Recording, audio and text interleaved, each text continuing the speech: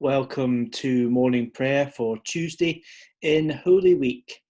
Today's reading is from Matthew chapter 26, verses 6 to 13. And I'm going to read it right through and then I'm going to read it again. But this time I'm going to also talk a little bit about it as we look through some slides that I've prepared. And I'll let some of them speak for themselves, but ask you just open your heart for this special week. Now, Jesus was at Bethany in the house of Simon the leper, and a woman came to him with an alabaster jar of very costly ointment of perfume, and she poured it on his head as he sat at the table.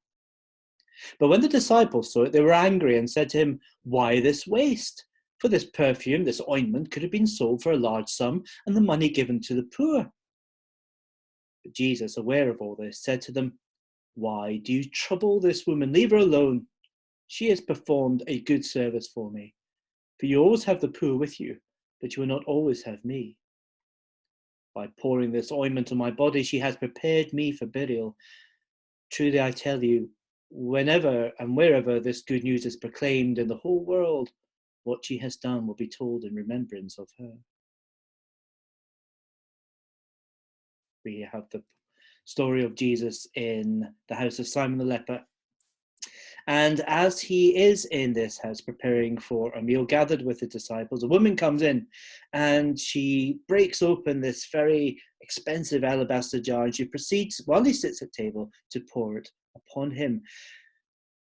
It was unheard of. We presume, or we assume, and certainly some people do, that this woman was a lady of ill repute, and yet she has the audacity to come into the house where Jesus is and do this for him. The disciples are furious, really annoyed. Perhaps it's just sheer jealousy, perhaps it's anger, perhaps they thought that they themselves should have benefited from what this woman is doing. Jesus knows fine well where their hearts are, and he just simply tells them to stop.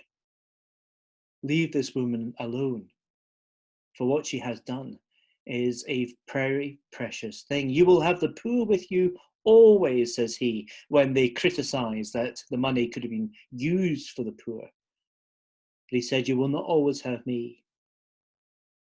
This has been done in preparation for my burial. And so today we remember this woman, this unnamed woman who came and ministered to Jesus. And lastly, this slide is a field of forget-me-nots. In this season of spring, as we think of the richness, the aroma of the perfume, let us also think about our own lives, our own gardens in this time of coronavirus when we're all locked down. Perhaps if you can, take the opportunity of going into your own garden. Just be aware of the buds of spring, the new growth that is around us, and let us remember this woman who gave so much to Jesus. Just a few things for you to think about this Tuesday in Holy Week. What was the most extravagant gift you have ever been given? And also, just as I said, take a walk in your garden, admire the beauty and the fragrance of the spring flowers. Take time to be with God. Use your senses this Tuesday of Holy Week.